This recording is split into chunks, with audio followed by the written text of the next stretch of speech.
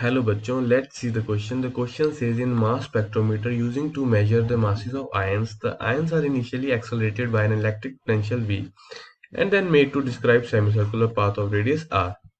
Using a magnetic field B, if V and B are kept constant, the ratio charge on ion divided by mass of the ion will be proportional to.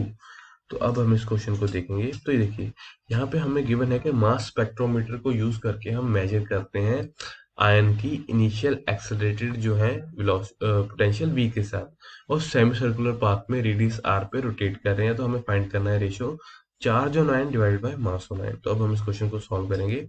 तो Q है वो charge late कर लेते हैं हम,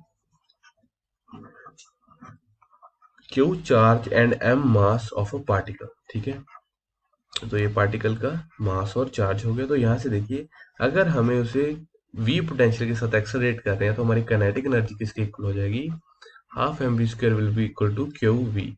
ठीक है, तो यहाँ से हम लिख सकते हैं v किसके इक्वल आएगी हमारी, √2 QV divided by m। Okay, तो अगर वो और इससे आगे अगर वो सर्कुलर ऑर्बिट में मूव करें तो हमें पता है हमारी centripetal force mv square by r will be equal to q v B. तो यहाँ से हम अगेन v की वैल्यू निकाल लेंगे, वो आएगी q B R divided by m।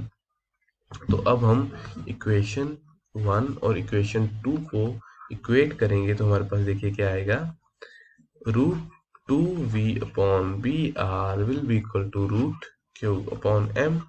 ठीक है, तो यहाँ से हम निकाल सकते हैं Q upon M will be equal to two B upon B square R square. ठीक है, तो Q अपॉन M हमारा क्या आ जाएगा, इज डायरेक्टली प्रोपोर्शनल टू किसके, 1 अपॉन आर स्क्वायर के, क्योंकि V और B हमारी क्या है, सेम है। तो हमारी ऑप्शन नंबर बी बिल्कुल सही है। So I hope you understood it well. Best of luck.